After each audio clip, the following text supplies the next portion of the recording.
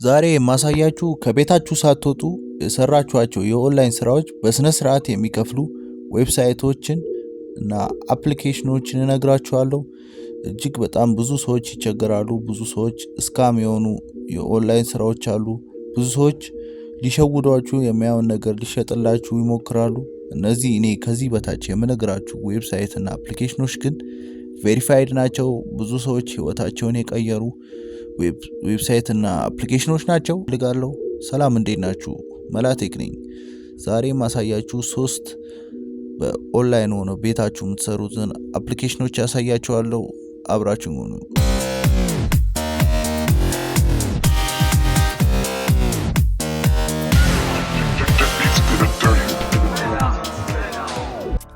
አንደኛ ቲዩሪንግ ይባላል።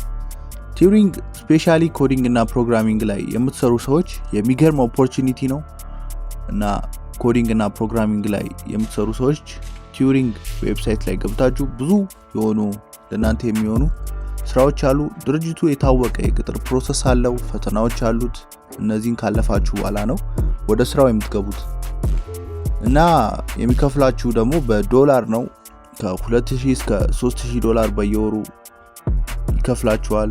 በኢትዮጵያ ደግሞ ከ2200,000 እስከ 300,000 ሊከፈላችሁ ይችላል። ይሄ ብር ቀላል ብር አይደለም፣ ኮንስታንሲ ያለው ነው። በየወሩ የሚገባ ስለሆነ ከ200,000 እስከ 300,000 በየወሩ ሜክ ልታረጉ ትችላላችሁ ማለት ነው።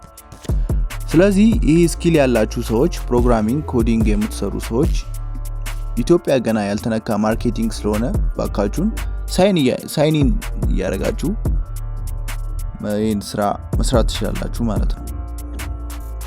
ሁለተኛው ደግሞ upwork ነው።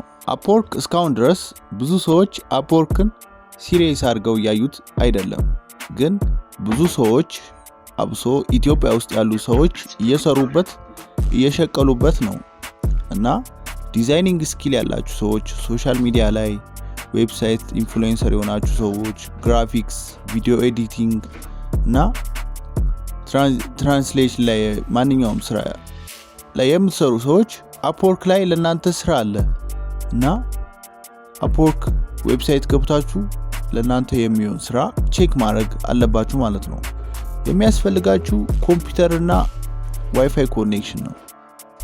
ስለዚህ ቶሎ ብላችሁ ጀምሩ። upwork በጣም ብዙ ሰዎች ዶላር ሜክ ያረጉበት ያለበት ሁኔታ ነው። ሶስተኛ ላይ የምነግራችሁ ደግሞ ፋይቨር ይባላል።